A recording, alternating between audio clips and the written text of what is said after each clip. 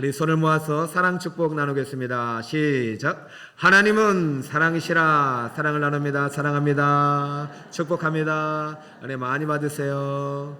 행복하세요. 자, 손을 가슴에 새기고 성도의 다짐을 외칩니다. 시작. 나는 예배자입니다. 하나님이 기뻐하시는 예배자로 살아가리라. 할렐루야. 한 주간의 삶을 통해서 하나님께 믿음 가지고 올라온 성도 여러분 축복합니다. 오늘 우리 예배를 하나님께서 받으시기를 간절히 소망드립니다. 제목을 같이 한번 읽어볼까요? 시작. 그리스도 예수 안에 있는 자. 6월 1일은 블레싱 데이입니다. 블레싱 데이란 뜻은 축복의 날인 거예요. 축복의 날은 매주가 축복의 날이죠. 근데 특별히 블레싱 데이를 정한 것은 주님의 명령을 따라서 우리 안에 있는 축복, 우리 안에 있는 행복, 우리 안에 있는 구원을 주님을 알지 못하는 사람들에게 선물하는 날로 정한 것입니다. 올해도 우리 많은 분들께서 600명이 넘는 태신자를 작정하여서 우리가 잔치를 준비하고 있는데요. 여러분 함께해 주셔서 감사하고 6월 1일 그냥 지나가는 날이 아니라 정말로 누군가에게는 생애 최고의 축복의 날, 운명이 바뀐 날, 하나님을 만날 날이 되길 소망합니다. 그리고 그날은 어쩌면 주인공이 물론 오시는 분들도 되지만 우리 교회 성도님이 주인공이에요. 여러분 블레싱 데이는 우리 온 교회의 축제의 날입니다. 믿으시기 바랍니다. 근데 이 온 교회 축제가 되어야 되는데 전도잔치를 이제 준비할 때마다 이제 목회자의 부담감이 있어요. 저뿐만 아니라 모든 교회가 그래요. 왜냐하면은 요즘 전도하기가 쉽지가 않은 거죠. 한번 해보니까 거절당하면은요 더 하고 싶지가 않아요. 그러다 보니까 마음이 약해지는 거죠. 차라리 그냥 자연스럽게 전도하게 놔두지. 왜 이 날을 정해서 태신자를 작정하지 못한 사람을 죄인처럼 만들고, 전도해도 안 오면 또 죄인이 되고, 전도하는 날이 축복의 날이 돼야 되는데 죄인이 되어버렸어요. 그러면 됩니까 안 됩니까? 근데 여러분 이 생각을 바꾸셔야 돼요. 오늘 절대 그렇지 않습니다. 하나님은요 우리에게 주신 복이 얼마나 큰지 우리에게 먼저 이 날을 통해서 그 행복을 충만히 누리시길 원하십니다. 전도하는 자만 행복한 것이 아니라 이미 우리는 행복하고 복을 받았기 때문에 전도하게 되는 것입니다. 이번에 못했으면 다음에 또 하면 되는 건데 아무쪼록 우리 성도님들께서 이 전도잔치를 정하면 부담을 느끼는 것이 목회자에게도 부담이 돼서 고민하다가 홀로 이 전도를 해야 되는 목적은 다른 데 있지 않다. 여러분 주님이 교회를 세우실 때 우리에게 주신 심정과 같은 말씀이 지상명령입니다. 영혼구원은요 교회가 붙잡아야 될 여러 가지 중요한 사역들이 있지만 핵심 가치입니다. 그러므로 1년에 한 날, 두 날을 정하는 것은 우리 교회가 지향하는 목표가 흔들리지 않도록 온 성도의 가치를 모으기 위한 것입니다. 이것은 흔들리면 안 돼요. 그런데 이 가치 때문에 우리가 시험에 들면 안 되겠죠. 여러분 블레싱 데이는요 초청받은 우리 태신자를 위한 날이기도 하지만 우리 온 교회의 날이고 우리의 축제의 날이고 여러분을 향한 하나님의 선물과 같은 날임을 믿으시기 바랍니다. 그러니까 지금 2주 동안 우리가 준비해야 됩니다. 그럼 왜 그 날이 온 교회의 축복의 날이고 축제의 날이 될 수밖에 없는가? 그래서 오늘 사도 바울이 로마 교회에 쓴 편지 안에 그 답이 있어요. 여러분 예수를 믿는 순간 우리는 그리스도인이 되는데요. 사도 바울이 그리스도인이 얼마나 복을 받은 자인지 오늘 설명하고 있습니다. 1절을 같이 한번 크게 한번 읽어볼까요? 그리스도인이란 시작. 그러므로 이제 그리스도 예수 안에 있는 자에게는 결코 정죄함이 없나니. 할렐루야. 사도 바울은 그리스도인을 뭐라고 정의하냐면 그리스도 예수 안에 있는 자라고 정의합니다. 그리스도 예수 안에 있는 자가 그리스도인입니다. 여러분 왜 이것이 복이냐? 예수를 믿는 순간 예수님이 내 안에 들어오시면서 구원이 시작되는 것입니다. 구원은요 예수님이 내 안에 들어올 때 시작되는 거예요. 그러면 그 순간 나는 죄인이 아니라 그리스도인으로 살아가게 되는 것입니다. 근데 예수님이 내 안에 들어오면서 동시에 일어나는 사건이 뭐냐면 내가 예수 안에 들어가게 됩니다. 할렐루야. 그리스도가 내 안에 들어오고 내가 예수 안에 들어가는 것이 구원입니다. 그래서 이것을 신비라고 그래요. 구원은 신비스러운 거예요. 내가 예수를 믿는 것, 내가 구원받은 것은요, 이성으로는 전혀 해결할 수가 없는 거예요. 그래도 이 구원을 설명하기 위해서 바울은 로마서를 썼고, 로마서를 읽은 수많은 신학자들이 이 구원을 우리 모든 불신자들에게 조금이라도 이해할 수 있는 가능한 선까지 설명하기 위해서 책을 만들었으니, 그리스도 안에 있는 자란 이 구원의 신비를 아주 잘 소개해진 책 중에 하나가 성화의 신비를 쓴 월터 마샬이라는 분입니다. 17세기 종교개혁자이고 아주 탁월한 신학자인데, 여러분께서 성경을 깊이 알고 싶어 하는 분들은 추천을 드립니다. 자, 이분이 한 얘기를 한번 잘 들어보세요. 그리스도인은 자신의 능력이 아닌 복음의 능력으로 순종하며 살아가는 사람이다. 모든 그리스도인은 거룩하고 경건하게 살도록 부르심을 받은 사람입니다. 거룩은 그리스도와의 연합에서 비롯됩니다. 그리스도께서 내 안에 사는 것이 거룩입니다.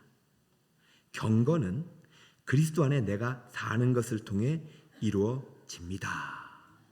자, 한번 저를 보시고 여러분 이해가 되시나요? 지금 구원을 설명하고 있어요. 그리스도인은요, 어떤 사람이냐면 예수님과 연합한 사람이라는 거예요. 예수님과 한 몸이라는 거예요. 그죠? 예수님이 내 안에 들어오고 내가 예수님 안에 들어가는 거예요.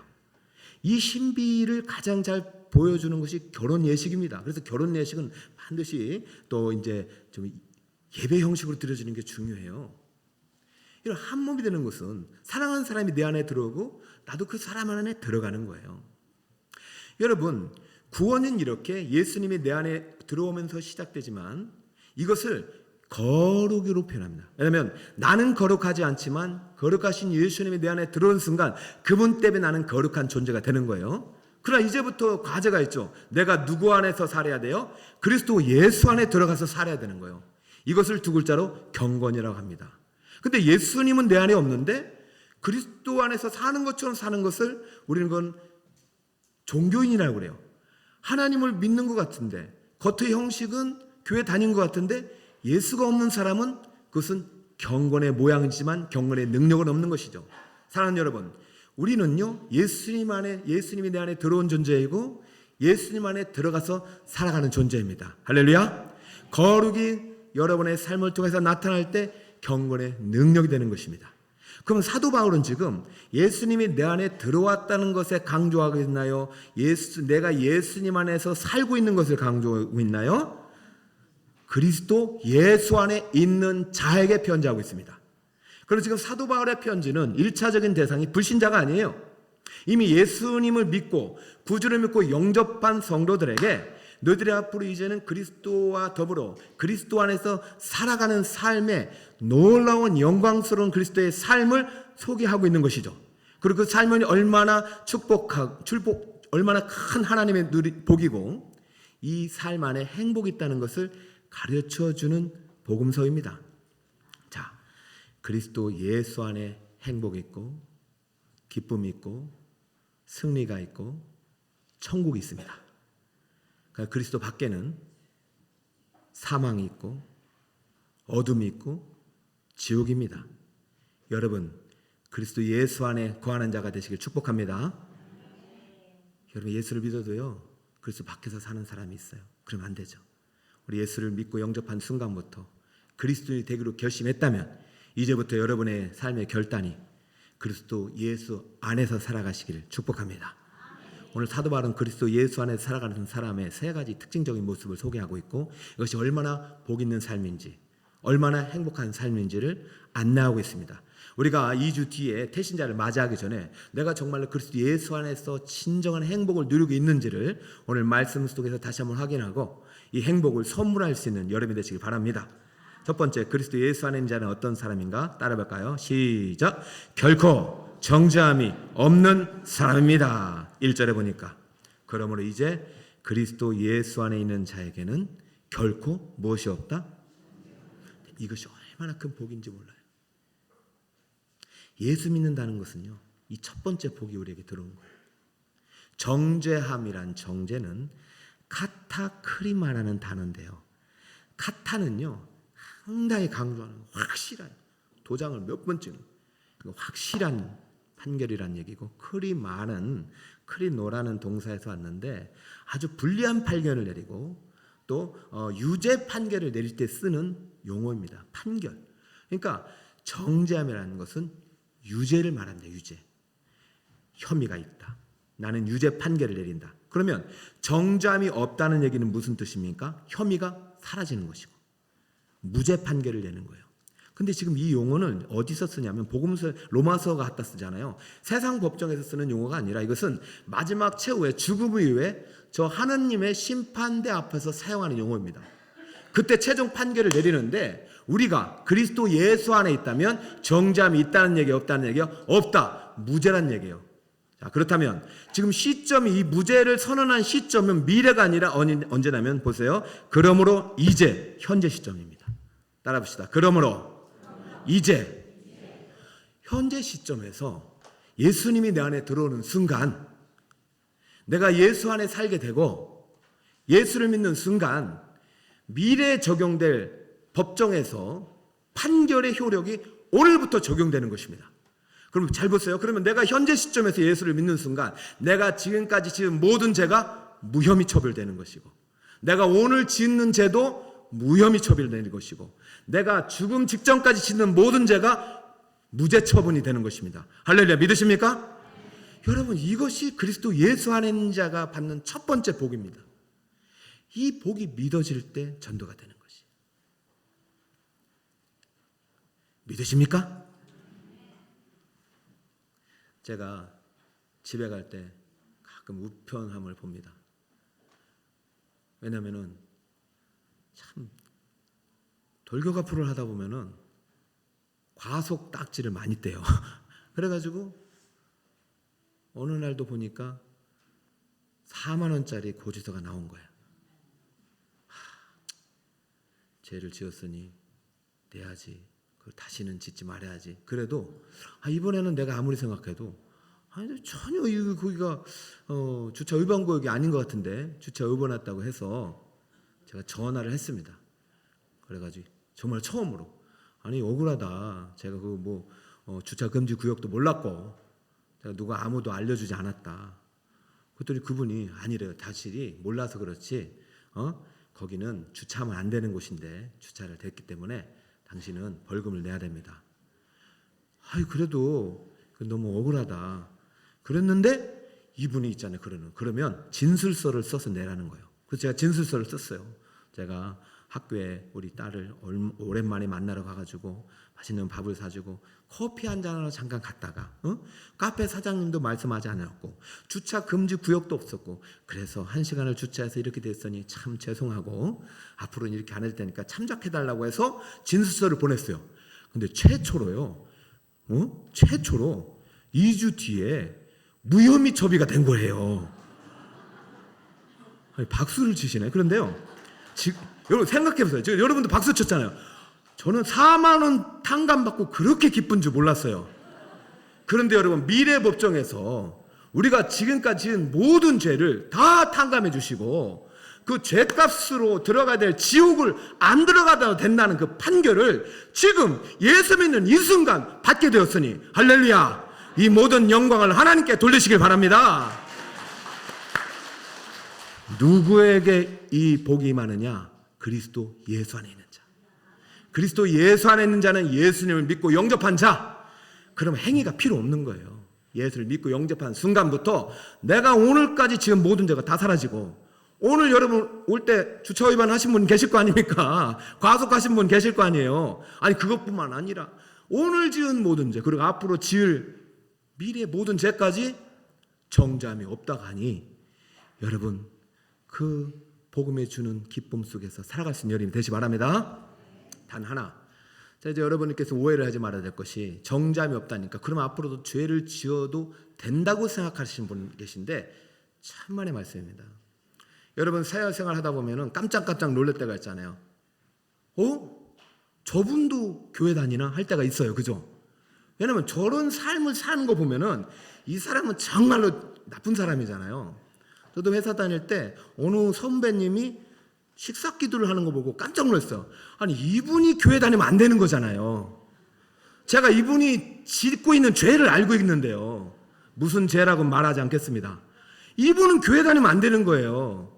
교회 다니면 그런 죄를 지으면 안 되는 거예요. 그래서 그랬어요. 조용히 불러다가 아니 선배님 이럴 수가 있습니까? 정말 교회 다녔습니까? 교회 다녔는데 내가 알고 있는 그 죄를 지으면 됩니까?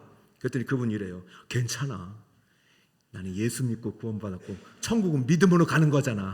그래서 그래서 제가 마태복음 7장을 읽어보세요.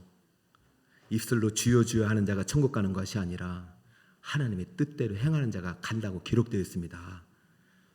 선배님은 지옥 갈 것입니다. 그렇게 말하고 싶었는데 안 했다고 그랬잖아요. 안 했어요. 제가 이제 2주 뒤에 오실 분들에게 이 말을 꼭 할 거예요. 그런데 여러분들에게 지금 먼저 도전하고 싶은 것은 여러분 죄를 지어도 다 탕감 받았지만 그렇다고 그리스도 안에 있는 자가 죄를 짓고 살아면 되면 안 됩니다. 그죠? 자, 그럼 우리는 이제 어떻게 살아가야 되냐? 두 번째, 사도 바울은 그리스도 예수 안에 있는 자가 이렇게 살라고 반드시 권면하고 있습니다. 자, 둘째 대지는요. 같이 읽어볼까요? 시작. 생명의 성령의 법을 지키는 사람입니다. 누가요? 그리스도 예수 안에 있는 자가. 2절에 봅시다. 시작.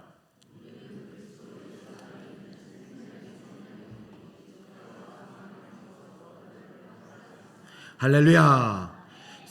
죄와 사망의 법이 율법이고요. 생명의 성령의 법이 복음입니다. 자, 그런데 율법도 그렇고 복음도 그렇고 지금 법이 두 개 나오잖아요. 우리는 지금 어떤 법을 지키며 살아가야 되느냐? 어떤 법에 적용을 받느냐? 생명의 성령의 법을 적용을 받습니다. 근데 예전에는 어떤 법에 적용을 받았느냐? 죄와 사망의 법에 적용을 받았습니다. 예수님이 내 안에 들어오고 그리스도 안에 살면서 우리는 이제 이 법은 지켜지 않아도 돼요. 그러나 새로운 법은 지켜야 돼요. 여러분들이 오해해야 될 게 그러면 죄와 사망의 법은 율법이고 구약이고 생명의 성령의 법은 신약이고 이 복음이다. 이렇게 나누면 안 된다는 것이에요. 자, 한번 보세요. 띄워보세요. 이 둘 다 법이란 말을 썼어요. 자, 앞에 있는 법도 노모스를 가져왔고요. 뒤에 있는 법도 노모스예요. 자, 구약의 율법이란 단어를 헬라어로 번역할 때 다 노모스를 써요. 그럼 제가 다시 설명드립니다. 자, 우리는 이제는 더 이상 죄와 사망이 역사하는 율법이 아니라 생명의 성령이 역사하는 율법을 지켜야 된다는 것입니다. 할렐루야. 아멘. 여러분, 율법은 폐기된 것이 아니라 예수님이 다 지켜서 완성시킨 다음에 우리에게 지킬 수 있도록 복음으로 주신 법입니다. 여러분, 형용사만 달라졌을 뿐이지 구약의 10계명 지금도 지켜야 되는 것이에요. 근데 우리가 살다 보면 그거 다 지킬 수는 없잖아요. 그죠? 그러나 성령이 내 마음에 내주하시면서 예수님이 내 마음에 들어오시고 우리가 그리스도 안에서 살아가면서 반드시 지킬 수 있도록 하나님께서 이 법을 우리에게 주셨다는 것을 알아야 되고, 그렇다면 우리가 하나님이 만드신 이 법을 지킬 수 있는 방법이 단 하나 있는데 그것이 무엇이냐? 바로 3절 4절에 하나님께서 방법을 만들어 놓으셨어요. 자, 3절 볼까요? 어떻게 우리가 생명의 성령의 역사하는 율법을 지킬 수 있느냐? 3절 볼까요? 율법 시작. 율법이 육신으로 말미암아 연약하여 할 수 없는 그것을 하나님은 하시나니. 자, 율법은요 육신이 연약하여 절대로 100% 지킬 수가 없어요. 그런데 누구나 하실 수 있다? 하나님은 할 수 있다. 어떻게 했나 볼까요? 곧 시작. 곧 자기 아들을 죄 있는 육신의 모양으로 보내어 육신의 죄를 정하사. 이것이 카타크리마예요. 자, 우리가 받을 죄, 우리가 가져갔던, 우리가 지은 죄를 누구한테 전가시키겠다고요? 하나님의 아들 예수님을 육신의 모양으로 보내서 무지한 예수님에게 다 죄를 뒤집어 씌우겠다는 거예요. 지금 이게 하나님의 방법이라는 거예요. 이게 우리가 율법을 지킬 수 있는 방법이에요. 자, 4절을 읽읍시다. 시작. 육신을 따르지 않고 그 영을 따라 행하는 우리에게 율법의 요구가 이루어지게 하려 하심이니라. 할렐루야. 저를 한번 보세요. 여러분, 우리는요 절대로 율법을 지킬 수 없어요. 그렇기 때문에 사망해 왔고 저주가 왔고 그렇게 끝났어요. 하나님은 그것을 아셔요. 그렇기 때문에 율법을 다 지킬 수 있는 완전한 인간으로 주신 분이 예수님입니다. 예수님이 오셔서 율법을 다 지켜버리신 거예요. 근데 율법을 지켰다는 것이 뭐냐면 율법은 두 가지 요구를 하고 있어요. 첫 번째는 정죄 요구예요. 지키지 못한 자에게 형벌과 사망을 줍니다. 그렇기 때문에 저주를 줍니다. 그래서 율법의 첫 번째 요구인 저주를 예수님께서 다 받아가신 거예요. 형벌을 다 받아가신 거예요. 그것을 믿으시길 바랍니다. 내가 지키지 못한 율법을 누가 다 지켰다? 예수님이 지키셨어요. 자, 그리고 그 예수님이 내 안에 들어오셨어요. 그럼 이제부터는 어떻게 해야 되느냐? 예수님이 지키신 율법을 누구와 함께 지켜나가야 됩니까? 예수님을 따라 같이 지켜나가는 것입니다. 여러분, 그러면은 내가 그래도 못 지킨다 할지라도 누가 내 대신 다 율법을 다 지켰다? 예수님이 다 지켰다. 여러분, 지금까지 살아오면서 십계명 한 번도 어기지 않고 산 사람이 어디 있어요? 지난주에 부모 공경을 했지만 부모 공경을 하지 못한 경우도 있고, 거짓말을 밥 먹듯이 하는 분들도 계시고, 가늠하지 말라고 해도 도대체가 우리가 정욕에 휩싸일 때도 있고, 살인하지 말랬지만 여러분 욕한 것도 살인이라고 했는데 미워하고 시기하고 저주했던 우리의 인생들, 그리고 주일 성수 온전히 하겠지만 어떻게 100% 다 지킬 수가 있어요? 여러분, 우리는 지킬 수가 없어요. 그러나 우리 안에 계신 누가 다 지켰다? 예수님이 다 지켰으니 이제 그 예수님과 함께 지켜나갈 수 있는 새로운 법의 시대가 열렸다는 것이에요. 아유, 목사님, 저 천국 가면 됐어요. 이제 더 예수님이 내 안에 계시면 되지. 예수님 안에 살아가는 것도 힘들어요. 더 이상 제게 요구하지 마세요. 그러나요, 율법의 요구가 정죄만 있는 것이 아닙니다. 율법의 요구 안에 행복이 있는 거예요. 자, 이것이 중요합니다. 자, 신명기가 원래 추구했던 율법의 요구가 있어요. 자, 볼까요? 신명기 10장 12절. 이스라엘아, 네 하나님 여호와께서 네게 요구하는 것이 무엇이냐? 곧 네 하나님 여호와를 경외하여 그의 모든 도를 행하고 그를 사랑하며 마음을 다하고 뜻을 다하여 네 하나님 여호와를 섬기고. 여러분, 하나님 우리에게 원하시는 거 다른 거 없어요. 야, 내가 너를 사랑하니 너도 나를 사랑해다오. 그리고 나 외에 다른 신을 섬기지 말아다오.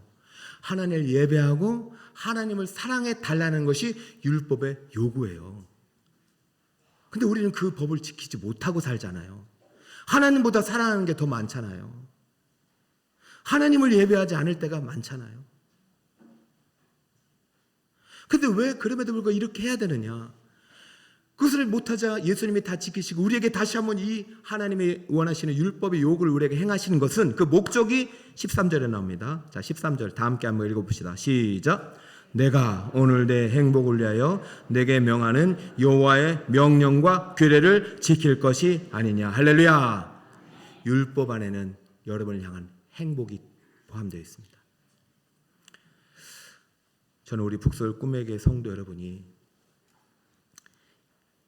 예수님 안에 거하시면서 예수님이 지켜 행하신 율법을 따라 행함으로, 하나님의 말씀을 따라 행함으로 하나님의 말씀 안에 담아놓으신 영원한 천국의 행복을 누리시는 여러분 되시 바랍니다.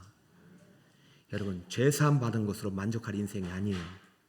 우리는 미래에 누릴 천국의 복을 지금 현재 시점에서도 누릴 수 있는 자격을 주어졌습니다. 그리스도인은 천국의 복을 지금도 누릴 수 있다는 사실을 믿으시기 바랍니다. 생명의 성령을, 법을 지키는 자에게 하나님께서 이 행복을 선물로 주십니다. 저는 우리 북서울 꿈에게 성도 여러분이 행복을 누리는 성도가 되시길 축복합니다. 생명의 성령의 법을 지킨다는 것은 좀 어려운 표현이기 때문에 바울이 세 번째로 좀 쉽게 설명한 것이 세 번째 그리스도 예수 안에 있는 자의 의미입니다. 자, 셋째는요, 따라 읽어볼까요? 시작. 성령의 생각을 따라 행하는 사람입니다. 여러분, 그리스도 예수 안에 있는 자는 내 안에 내주하시는 성령의 생각을 따라 행하는 사람입니다. 6절을 볼까요? 육신을 따르는 자는 육신의 일을, 영을 따르는 자는 영의 일을 생각하나니. 육신의 생각은 무엇이에요? 영의 생각은, 자, 예수 안에 있어도요, 그리스도가 내 안에 있어도요, 우린 지속적으로 이 죄악된 세상에 살아가기 때문에 사단마귀의 공격을 받아요. 사단마귀는 계속 불안한 생각 줍니다.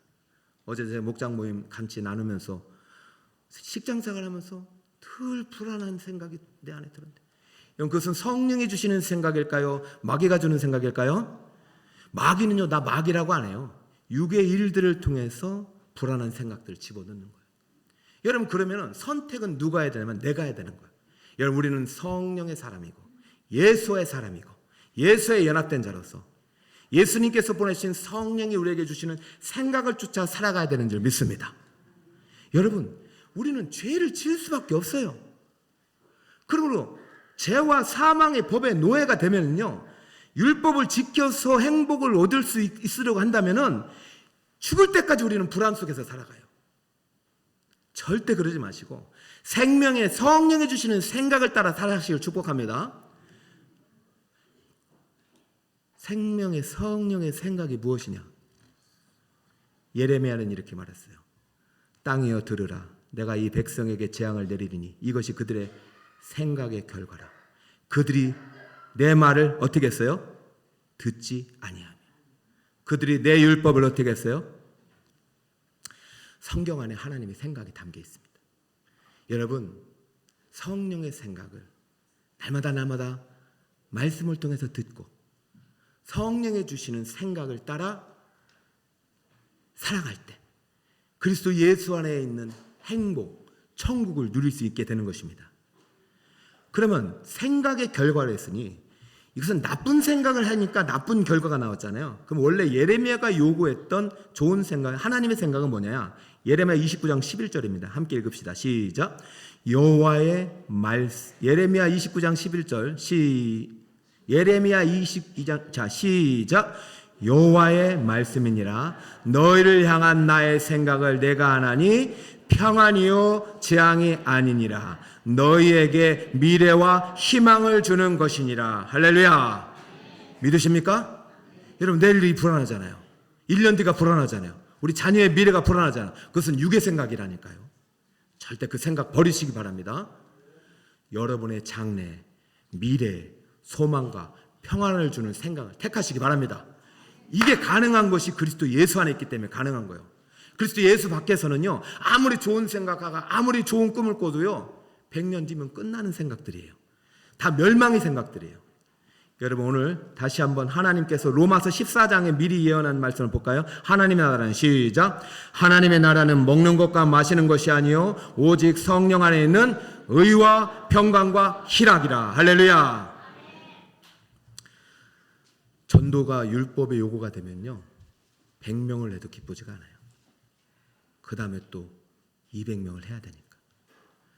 하나님이 여러분을 전도해서 사랑하고 전도 못해서 미워하는 분이라면 그것은 죄와 사망의 법에 아직도 살고 있는 분입니다.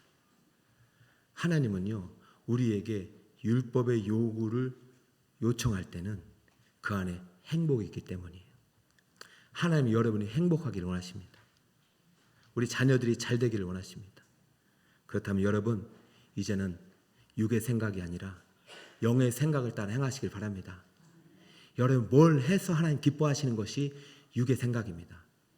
내가 하지 않아도 내 안에 예수가 계신 것만으로도 행복하길 원하십니다. 그때부터 시작하는 거예요. 아무것도 없어도 돼요. 오늘 이제 마지막으로는 강단을 향해서 보시겠습니까? 제가 여러분에게 이제 마지막으로 드리고 싶은 말씀이, 저도 마찬가지예요. 저도 끊임없이 육의 생각이 저를 괴롭힐 때가 있어요. 뭘 해야 하나님이 기뻐하신다. 그래서 이제 탈진이 오는 것이고, 그래서 우리 마음속에 우울증이 오는 거예요. 뭘 해야 하니까. 근데 하나님은 그게 아니라는 거예요. 내 안에 있으면 된다는 거예요. 그리스도 예수 안에서 그냥 살라는 거예요. 저는 이제 요즘은 이제 목회자들 모임이 이런 생겼습니다. 그러면 이제 좋은 목사님들이 너무 많더라고요. 한 분은 인천에 계신 분인데 참 개척해서 정말 목회를 열심히 해요. 저랑 스타일이 똑같아요. 돌격 앞으로 막 전도하고 기도하고 훈련하고 말이죠. 훈련 안 받으면 다 그냥 자르고 전도 안 하면 막 또 버리고. 그래서 제가 보니까 야, 저도 정말 열심히 했다. 그런데 이분이 개척해서 1000명 목회하는 순간 완전히 무너진 거예요. 왜 그런 줄 아세요? 기쁘지가 않은 거예요. 의와 평강과 희락인데, 아니 내가 예수님을 믿고 예수님을 선물했는데 정작 목사님이 예수님 안에 살지 못하고 있어요. 그래서 과감하게 이분이 목회를 사표를 내고 다 내려놓고 그냥 저 시골에 가서 정말로 그냥 아내 둘이 회복의 시간을 가진 거예요. 이제 목회를 안 하리라. 근데 그때 이분이 말씀을 통해서 하나님을 만났어. 오늘날 나는 네 행복을 위하여 목회자로 부름받았지. 네가 다른 사람의 행복, 아니 네가 타인의 행복을 위해서 목회를 했냐? 그리고 하나님이 그런 음성을 줘요. 그리고 목회는 네가 하는 것이 아니라 내가 하는 것이다. 목회는 누가 하는 것이다? 여러분 똑같이 여러분의 삶에도 적용할 수 있어요. 여러분의 일이 마찬가지예요. 육신의 일은 내가 하는 거지만 성령의 일은 하나님이 하시는 것입니다. 이것을 믿으라는 거예요. 이분이 그때부터 다시 마음을 먹고 예전에는 교회로 간 것이 아니라 다시 인천의 조그만 집에서부터 몇 가정이 말씀을 시작했는데 이상하게 달라지는 거예요. 예전에는 성도가 100명이 와도 기쁘지가 않아요. 왜? 그 다음 주에 또 와야 되니까. 근데 이제는 1명이 와도 기쁜 거예요. 예전에는 건물을 딱 짓고 큰 건물에서 예배 드릴 때도 기쁘지 않았는데 이제는 전셋집에서도 월셋집에서 있어도 기쁜 거예요.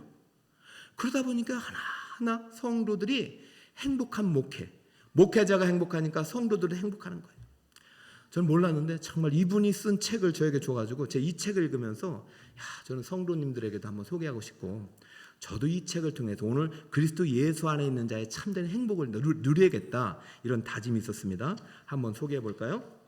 자, 음악 좀 한번 띄워주시고 제로의 가능성인데 벌써 다 띄워버렸네. 한 주씩 띄워야 되는데. 자, 그냥 제가 읽을게요. 제목 보세요. 누구도 혼자 울도록 버려두지 않겠습니다. 제목부터가 은혜가 되더라고요. 제로의 가능성. 아무리 생각을 해도 아무런 가진 것도 할 수 있는 것도 없다. 나 자신으로서는 가능성이 제로다. 이때 이제 목회를 그만둔 거예요.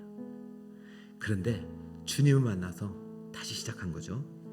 영인 내가 주인 뒤에 서면 10이 되고 또 다른 누군가가 내 뒤에 서면 100이 된다. 그 뒤에 누군가가 또 누군가가 선다면 1000이 되고 만이 되고 10만이 되고. 사랑하는 여러분, 그러면서 이분이 내린 결론이 제로의 가능성이 예수님 뒤에 설 때 무한의 가능성이 된다라는 것을 깨닫게 됩니다. 사랑하는 여러분, 제가 왜 저 때문에 여러분을 괴롭혔겠습니까? 제자 훈련하라고 하고 안 하면 임직 안 시킨다 하고 기도하라고 하고 전도하라고 하는 거, 제가 만약 그것이 율법의 요구였다면 용서를 구하고요. 만약 이것이 성령의 요구고 이것이 제로의 가능성이라면 저는 이 안에 행복이 있다고 믿습니다. 여러분, 0이어도 됩니다. 작정 못해도 돼요. 그러나 우리의 영을 일 뒤에 세울 때 그때부터 무한의 문이 열리는 줄 믿습니다. 여러분, 예수님 뒤에 서시기 바랍니다. 그것이 생명의 성령의 법을 따라 생명의 성령의 생각을 따라 살아가는 삶입니다. 여러분 괜찮아요. 여러분 주님께서 다 지켜주셨습니다.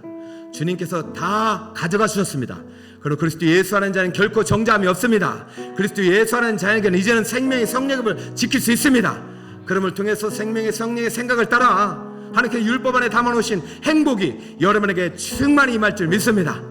아무쪼록 그리스도 밖에 아니라 그리스도 밖에서 안에서 이 행복을 누리며 살아가시는 우리 성도님 되시기를 예수 그리스도의 이름으로 축복합니다.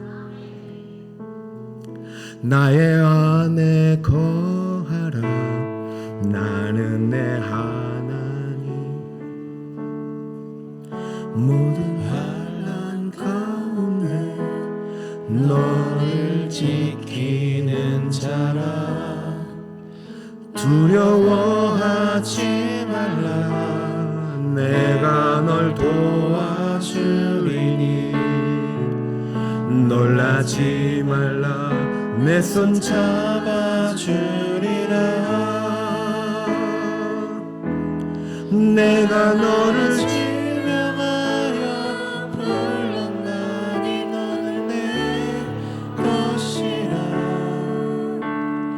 내 것이라. 너의 하나님이라. 내가 너를 보배롭고 존귀하게 여기노라. 너를 사랑하는 내 여호와라. 가슴에 손을 대고요, 여러분 늦지 않았습니다. 정말 내 안에 예수가 있다는 확신이 없다면 오늘 지금 이 시간 주님을 믿음으로 영접하면 됩니다. 주님, 전 죄인입니다. 내 안에 오셔서 나의 주가 되옵소서. 이제 예수님 뒤에 서겠습니다. 예수님 따라가겠습니다. 그리고 여러분, 내 안에 예수가 확인된다면 괜찮습니다. 이제 내가 하는 것이 아니라 내 안에 예수님께서 하십니다. 그러니까 여러분, 예수님 뒤에 서시면 됩니다. 예수님 뒤를 따라가시길 바랍니다. 그 고백을 가지고 이 기도하는 마음을 한 번만 더 부르고 마치도록 하겠습니다. 나의 안에 거하라. 나의 안에 거하라. 나는 내 하나님이니. 모든 환난 가운데 너를 지키는 자라. 두려워하지 말라. 내가 널 도와주리니. 놀라지 말라. 내 손 잡아주리라. 내가 너를 지명하여 불렀나니 너는 내 것이라. 내 것이라. 너의 내가 너를 보배롭고 존귀하게 여기노라. 너를 사랑하는 내 여호와. 신앙 고백을 드립니다. 내가 너를 지명하여 불렀나니. 내가 너를 지명하여 불렀나니 너는 내 것이라. 내 것이라. 너의 하나님이라. 내가 너를 보배롭고 존귀하게 여기노라. 너를 사랑하는 내 여호와. 하나님 아버지, 사랑받을 자격이 아무것도 없는 나를 택하시고 내 안에 예수를 주신 순간, 예수가 내 안에 거하시는 순간 나는 보배롭고 존귀한 주님의 자녀가 되었음을 믿습니다. 이제는 과거 현재 미래 모든 죄 결코 나를 정죄할 수 없음을 믿습니다. 그러나 이제부터 내가 해야 할 일은 내 안에 계신 예수님 안에서 거하며 살아가는 것임을 믿습니다. 예수님이 우리의 행복을 위해서 지키신 율법을, 그 생명의 성령의 법을 나도 예수님을 따라 성령이 주시는 믿음의 분량의 생각대로 따라 행하는 귀한 주님의 자녀 되게 하여 주옵소서. 저는 내가 하는 것이 아니라 하나님이 하시는 것을 깨닫게 하시니 감사합니다. 전도는 내가 나를 전하는 것이 아니라 내 안에 있는 예수를 전하는 것임을 믿습니다. 블레싱 데이가 초청받은 분뿐 아니라 진정으로 먼저 이 복을 누리는 우리 모두의 축제의 날이 될 수 있도록 주여 은혜를 더하여 주옵시고, 남은 2주간 우리 안에 있는 행복을 선물할 수 있는 우리 모든 성도들 다 되게 하여 주옵소서. 예수 그리스도의 이름으로 기도드리옵나이다. 아멘.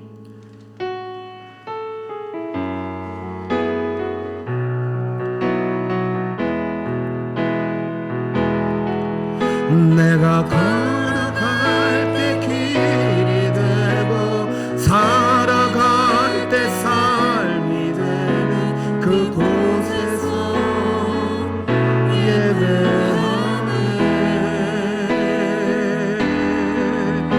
내가 걸어갈 때 길이 되고 살아갈 때 삶이 되는 그곳에서 예배하네. 부르신 곳에서 나는 예배하네. 어떤 상황에도 나는 예배하네. 부르신 곳에서 나는 예배하네. 어떤 상황에도 나는 예배하네. 이제는 우리 주 예수 그리스도의 은혜와 성부 하나님